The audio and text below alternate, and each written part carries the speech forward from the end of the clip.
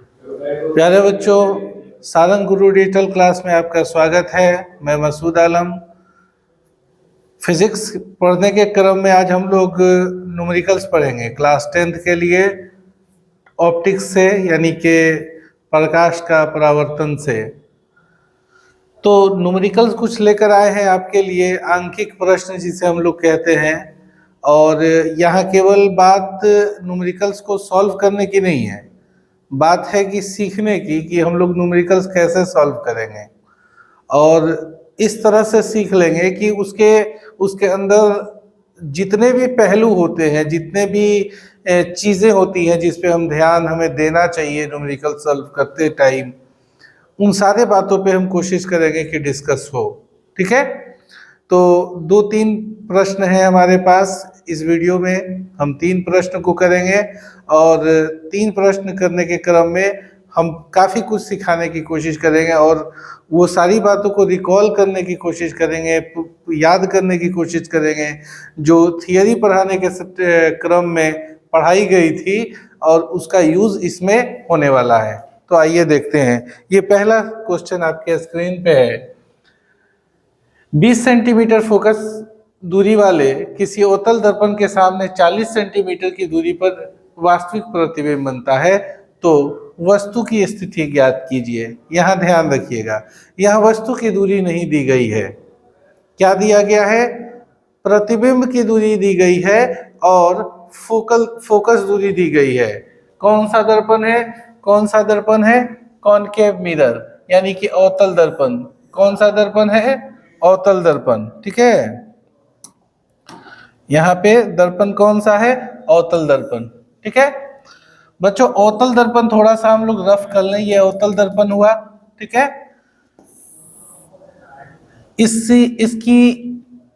इसका focal length, focus जो है वो कितना दूर है? 20 सेंटीमीटर। यहां से लेके यहां तक 20 सेंटीमीटर, जिसको स्मॉल एफ से डिनोट किया जाता है। और इससे 40 सेंटीमीटर दूरी पे, अब इससे 40 सेंटीमीटर, यहां से 40 सेंटीमीटर, 40 सेंटीमीटर दूरी पे, लगभग यहाँ पे है ना, यहाँ पे एक इमेज बनता है। ठीक है, ये एक शब्द कहा गया है सामने। ये शब्द बहुत इंपॉर्टेंट है। इमेज जो बन रहा है वो सामने बन रहा है या पीछे बन रहा है, ये मायने रखने वाली बात है। इससे क्या बेनिफिट है? तो जब इमेज सामने बनेगा तो निश्चित तौर पे वो इमेज वास्तविक ही होगा। दर्पण के सामने बनने वाला प्रतिबिंब जो होगा वो हमेशा वास्तविक ही होगा। एक बात यहाँ क्लियर हुई। तो इसलिए हमने जानबूझ के उल्टा बनाया, क्योंकि ये शब्द से हम समझ गए थे कि ये वास्तविक प्रतिबिंब है, और वास्तविक प्रतिबिंब हमेशा उल्टा ही बनता है, ऐसा हम लोग पढ़ चुके हैं। दूसरी बात, जब दर्पण के सामने की कोई भी चीजें, इधर से बाईं ओर हम कोई मेजरमेंट करेंगे, कोई भी नाप जोख करेंगे, तो वो हमेशा निगेटिव होगा, यानी -40 हो जाएगा, यहाँ -20 हो जाएगा। यहाँ ये सारे जगहों पे ये शब्द काम कर रहा है। दूसरी बात, अवतल दर्पण की फोकस दूरी, अवतल दर्पण की फोकस दूरी हमेशा ही निगेटिव होती है, हमेशा ही ऋणात्मक होती है। तो चलिए स्टार्ट करते हैं। ये रफ था, आपको भी जब क्वेश्चन मिलेगा तो इस तरह के रफ कर सकते हैं। दिया है, क्या दिया है, क्या जानकारी है आपके पास? पहली जानकारी F -20 सेंटीमीटर। दूसरी जानकारी V। बच्चों, प्रतिबिंब की दूरी को V द्वारा सूचित किया जाता है। प्रतिबिंब की दूरी को V द्वारा और वस्तु की दूरी को U द्वारा सूचित किया जाता है। तो V इक्वल टू होगा कितना? 40 सेंटीमीटर, 40 सेंटीमीटर, और ये होगा निगेटिव। निगेटिव क्यों होगा ये बता चुके हैं। अब लिखेंगे दर्पण सूत्र से, दर्पण सूत्र से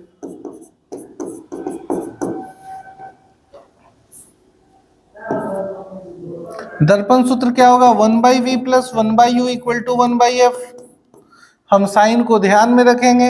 1/-40 plus 1/u is equal to 1/-20। ये कैलकुलेशन, ये निगेटिव को ऊपर ले लेंगे तो -1/40 प्लस 1/u इक्वल टू -1/20। ये टर्म को उधर लेके चले जाएंगे तो 1/u इक्वल टू हो जाएगा -1/20, और इधर माइनस में है तो इधर जाएगा प्लस में 1/40। 1/u is equal to calculation, fraction का ऐड या सब्ट्रैक्ट हो तो सबसे पहले एलसीएम लेते हैं। 40 - 2 + 1, 1/u इक्वल टू, अलग अलग साइन हो तो घटा देंगे और बड़े वाले का साइन दे देंगे। बड़ा का मतलब होगा यहाँ मैग्नीट्यूड में बड़ा, मतलब साइन को इग्नोर करके। आफ्टर क्रॉस मल्टीप्लीकेशन -1 को u से मल्टीप्लाई करेंगे -u इक्वल टू 1 को 40 से करेंगे 40, u इक्वल टू हो जाएगा -40। लिख सकते हैं अतः वस्तु दर्पण के सामने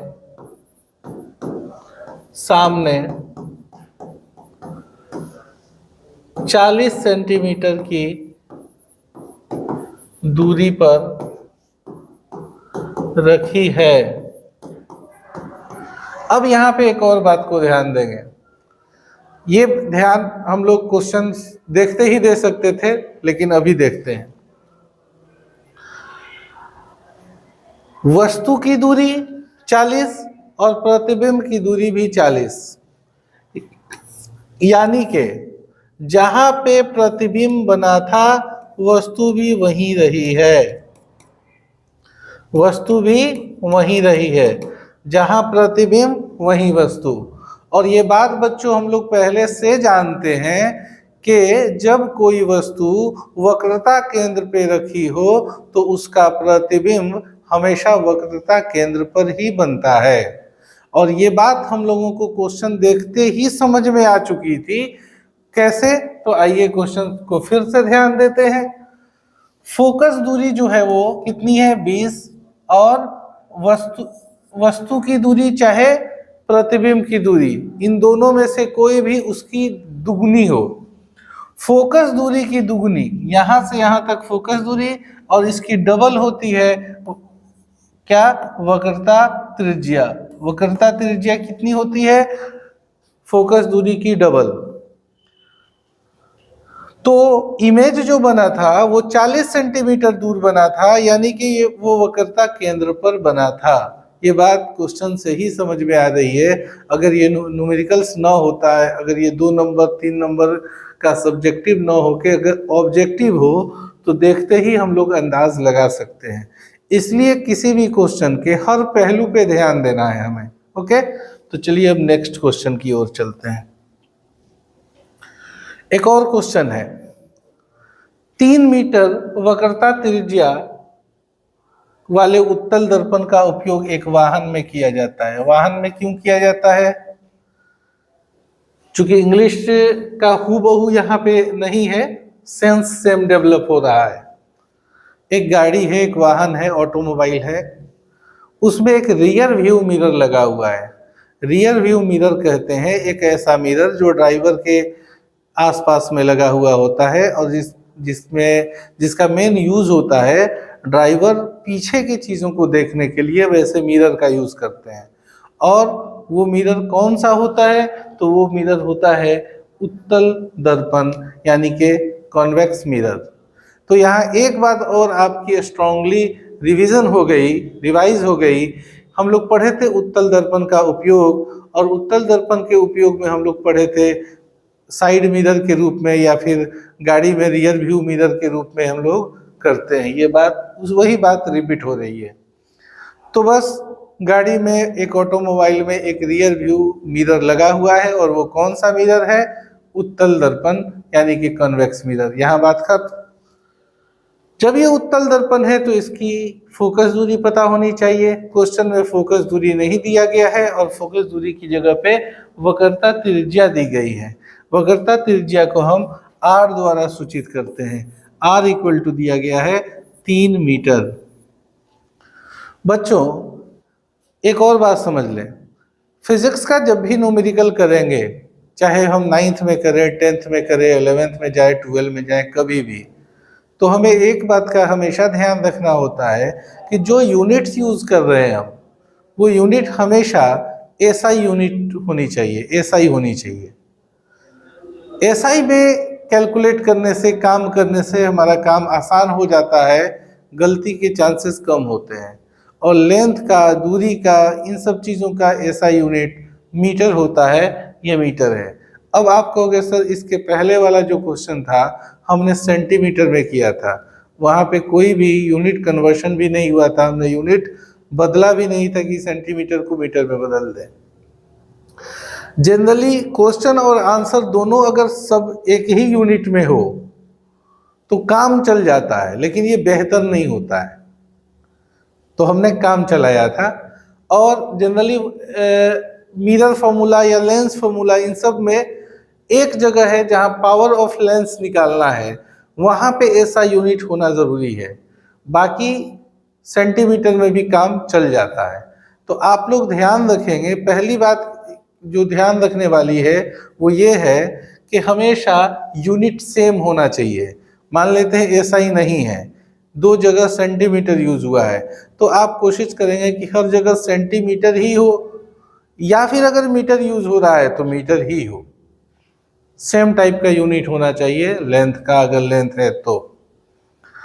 अगर इससे बात स्पष्ट नहीं होती है या कहीं कंफ्यूजन होता है तो बेहतर है कि आप ऐसा यूनिट में काम करें, सारे सेंटीमीटर मिलीमीटर को मीटर में ही कन्वर्ट करके वर्क करें।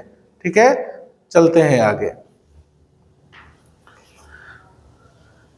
ये कौन सा मिरर है, थोड़ा रफ बना लेते हैं। ये है एक उत्तल दर्पण। ये कौन सा दर्पण है, उत्तल दर्पण। उत्तल दर्पण में ये गोलाई जो है ऐसे होती है, इस वजह से इसका वक्रता केंद्र इधर होता है, दर्पण के पीछे। जब वक्रता केंद्र दर्पण के पीछे होता है तो वक्रता त्रिज्या की जो लंबाई निकालेंगे, जिसको हम आर कह रहे हैं, ये भी दाहिनी तरफ यानी कि दर्पण के पीछे यानी दाहिनी तरफ इसका मेजरमेंट होगा। और इधर की कोई भी माप क्या होती है, धनात्मक होती है, पॉजिटिव होती है। यानी कि ये जो 3 मीटर होगा वो पॉजिटिव हो जाएगा।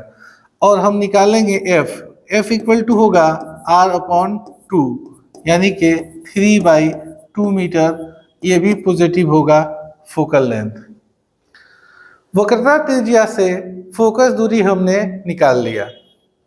अब आगे बढ़ते हैं, दूसरी क्या जानकारी दी हुई है इस पे बात करते हैं। आगे कहा गया है कि इस दर्पण से 5 मीटर की दूरी पे एक ट्रक है। एक ट्रक कहाँ है, 5 मीटर की दूरी पे, दर्पण से 5 मीटर की दूरी पे। तो ट्रक जो है वो एक तरह की वस्तु हो गई, यानी कि वस्तु की दूरी कितनी हो गई, 5 मीटर। और वस्तु जब भी देखेंगे तो कहाँ होगी, दर्पण के सामने, यानी कि डायग्राम में बाईं ओर। और बाईं ओर का कोई भी मेजरमेंट जो होता है वो निगेटिव होगा, यानी u इक्वल टू -5 मीटर। अब हमें पता करना है v इक्वल टू वाट। अब हम v पता करेंगे तो चलिए दर्पण सूत्र लगा देते हैं। यहाँ पे लिखेंगे दर्पण सूत्र से 1/v + 1/u is equal to 1/f। v कितना है नहीं पता, u कितना है 5, 1/-5 इक्वल टू 1/3/2। जब एक जगह पे दो दो साइन आए तो दोनों साइन को आपस में मल्टीप्लाई करते हैं, plus minus minus, 1/5 is equal to, यहाँ पे रेसिप्रोकल करना है तो ये पलट जाएगा, 2/3 हो जाएगा। अब 1/5 को दूसरी ओर भेज दें तो 1/v equal to 2/3 + 1/5। v is equal to, fraction के ऐड के लिए हमेशा हमें एलसीएम लेना होता है, 15, 10 + 3, सॉरी ये 1/v है, 1/v is equal to 13/15 cross multiply करें, चाहे दोनों तरफ का रेसिप्रोकल कर दें, v इक्वल टू 15/13। यहां पे कुछ निष्कर्ष निकल के आ रहे हैं। सबसे पहली बात कि v का जो आंसर आया, जो वैल्यू आया, वो आया पॉजिटिव। v पॉजिटिव होने का एकमात्र मतलब है कि जो इमेज बना वो किधर बना, मिरर के पीछे बना, मिरर के पीछे बना। v पॉजिटिव होने का मतलब हुआ कि इमेज जो है वो दर्पण के पीछे बना। कुछ गलती हो रही है इसमें, कुछ गलती हो रही है, हम इसको चेक कर लेते हैं। 3/2, 2/3, 5 3 15, 3 2। तो हमारा v का वैल्यू आया 15/13, यानी 1 पॉइंट समथिंग आएगा। इसको छोड़ देते हैं। सही है, हमको कुछ डाउट था, हमको लगा था कुछ गलत हो रहा है। सही है। v पॉजिटिव आने का मतलब हुआ कि मिरर के पीछे इमेज बना हुआ है, तो मिरर के इमेज पीछे है, ये क्लियर हो गया। और क्या क्या बातें पता चली इससे, तो पहले देखें क्या क्या चीज निकालने को कहा गया है। फाइंड द पोजीशन, वस्तु की स्थिति बताना है। तो हम कहेंगे प्रतिबिंब की, प्रतिबिंब दर्पण के पीछे 15/13 मीटर की दूरी पर बनता है। ये बात पता चल गई। अगली बात क्या होगी कि दर्पण के पीछे बनने वाला प्रत्येक प्रतिबिंब हमेशा आभासी ही होता है, वो वास्तविक हो ही नहीं सकता है। तो यहाँ पे नेचर हो गया। नेचर का मतलब हुआ कि उसकी प्रकृति हो गई, जो आभासी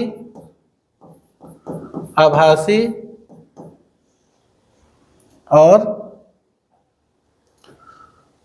जो आभासी होगा तो सीधा होगा,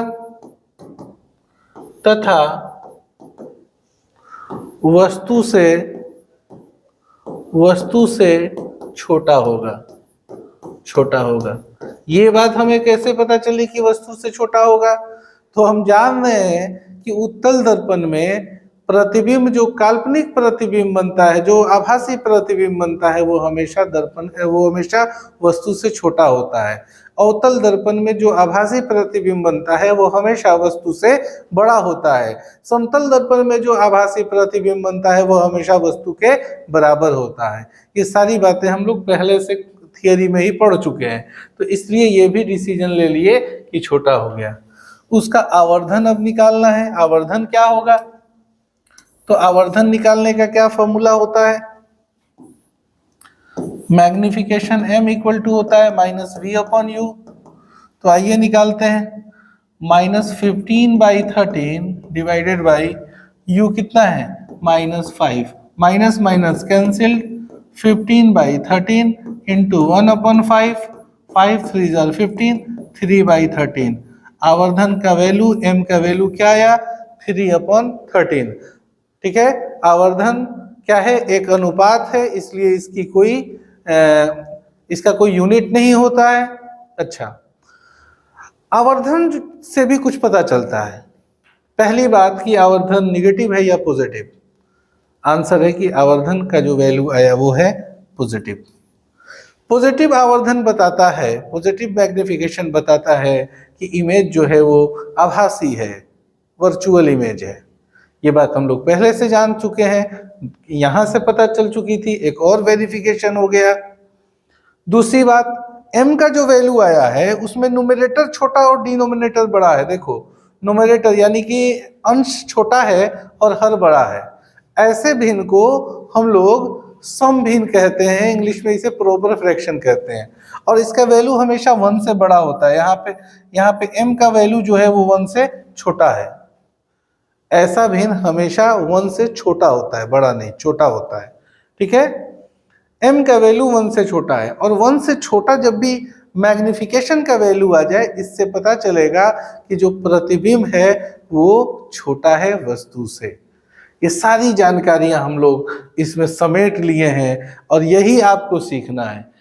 केवल 2-4 क्वेश्चन हम करा देंगे तो उससे आपको कुछ नहीं होने वाला है, आपको यही चीज सीखना है कि कैसे होगा, आखिर ये हुआ तो क्यों हुआ।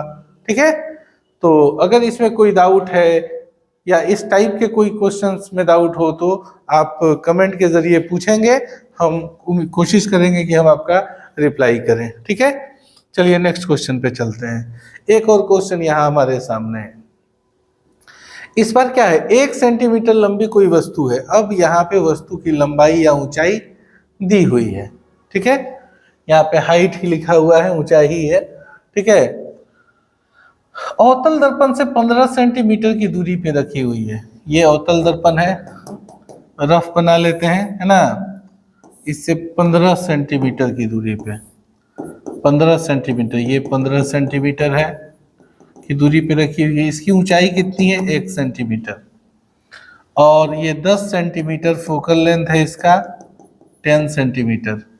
वक्रता त्रिज्या जो होगी निश्चित तौर पे 20 होगी।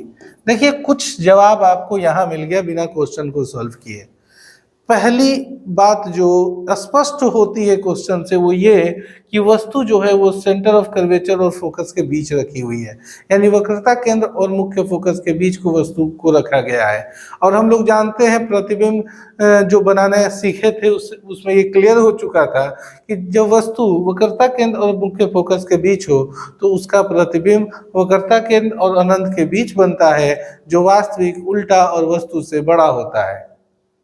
तो अगर इससे संबंधित कोई प्रश्न है, हो सकता है कि ये क्वेश्चन आपको या इस जैसा कोई क्वेश्चन आपको कोई एमसीक्यू में दे दे, तो आपको कोई जरूरी नहीं है कि आप न्यूमेरिकल सॉल्व करो। आप देखो कि केवल क्वेश्चन पढ़ने के बाद जो जानकारियां हमारे पास उपलब्ध हैं, उस जानकारी के आधार पे हम किन किन सवालों का जवाब दे सकते हैं। हम जिन जिन सवालों का जवाब आसानी से दे सकते हैं उसका दे लेंगे। हो सकता है इस पे कई सारे एमसीक्यू क्वेश्चन बन जाए, ऑब्जेक्टिव। लेकिन चलो आगे बढ़ते हैं। तो इतनी जानकारी क्लियर हो गई, तो आइए देखते हैं। 1 सेंटीमीटर ऊंची कोई वस्तु, हाइट ऑफ ऑब्जेक्ट HO से लिखते हैं, कितना होगा, 1 सेंटीमीटर, और ये होगा हमेशा पॉजिटिव। 15 सेंटीमीटर की दूरी, वस्तु की दूरी जो होती है उसे U कहते हैं, और ये हमेशा निगेटिव होती है 15 सेंटीमीटर। फोकस दूरी, अवतल दर्पण के लिए फोकस दूरी निगेटिव, उत्तल दर्पण के लिए फोकस दूरी पॉजिटिव होती है। तो ये अवतल दर्पण है तो इसकी फोकस दूरी निगेटिव होगी 10 सेंटीमीटर। अब हम V निकाल लें। हम जानते हैं दर्पण सूत्र से, दर्पण सूत्र से क्या जानते हैं, 1/V + 1/U = 1/F। चलिए इसको अच्छा से अप्लाई करते हैं।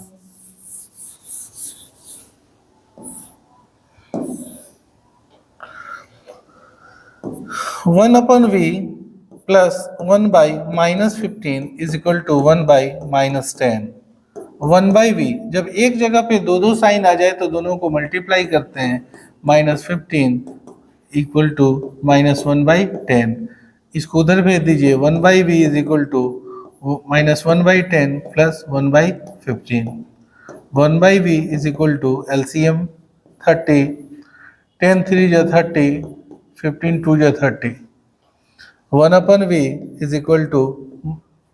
-1/30। After cross multiplication V = -30। V का वैल्यू क्या आया, -30 आया। ये निगेटिव साइन क्या बता रहा है, अभी अभी हम लोग डिस्कस किए हैं। निगेटिव साइन बता रहा है कि जो इमेज फॉर्म हुआ है वो मिरर के सामने है। कहाँ है, सामने। और मिरर के सामने कौन सा प्रतिबिंब बनता है, कौन सा इमेज बनता है, तो आंसर है वास्तविक। ठीक है, कहाँ बना, 30 सेंटीमीटर दूरी पे। कहाँ बना, 30 सेंटीमीटर दूरी पे, यानी कि वक्रता त्रिज्या से भी ज्यादा दूरी है इसकी। तो हम इसको एक्सप्लेन कर सकते हैं, हम लिखेंगे, अच्छा आवर्धन भी निकालना है तो चलिए पहले आवर्धन निकाल लेते हैं। m इक्वल टू होता है माइनस वी अपॉन यू।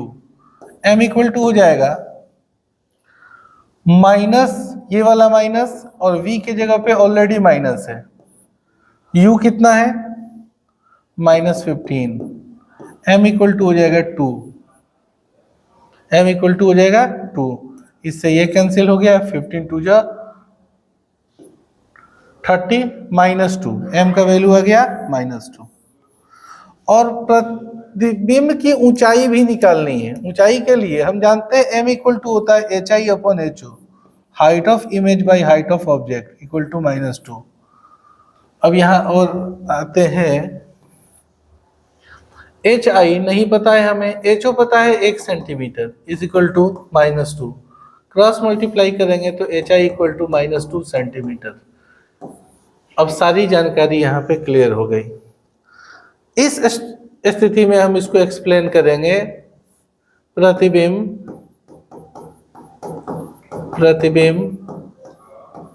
दर्पण के सामने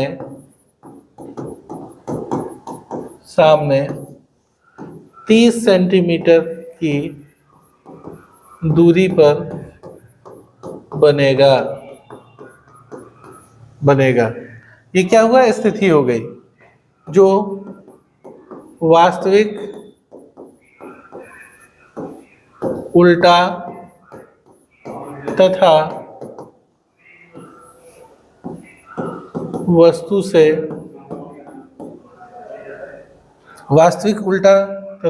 से बड़ा होगा। यहाँ देखिए आवर्धन का मान 1 से बड़ा है, मतलब आवर्धन का मान 1 से बड़ा होने का मतलब -2 तो 1 से बड़ा होता नहीं है, लेकिन हम उसके मॉडुलस की वैल्यू की बात करते हैं, वस्तु से बड़ा होगा। ये भी क्लियर हो रहा है कि वस्तु की ऊंचाई 1 सेंटीमीटर और प्रतिबिंब की ऊंचाई 2 सेंटीमीटर, तो इससे भी क्लियर हो रहा है कि प्रतिबिंब जो है वो वस्तु से बड़ा है। ठीक है, आवर्धन बता रहा है कि m का मान -2 है, यानी कि काल्पनिक वास्तविक प्रतिबिंब है और 2 गुना है, वस्तु के ऊंचाई से 2 गुना है। तो इस वीडियो में हम लोग इतना ही रहने देते हैं। अब आपको इसको रिवाइज कर लेना है और अगर कुछ डाउट हो तो कमेंट में पूछना है। धन्यवाद।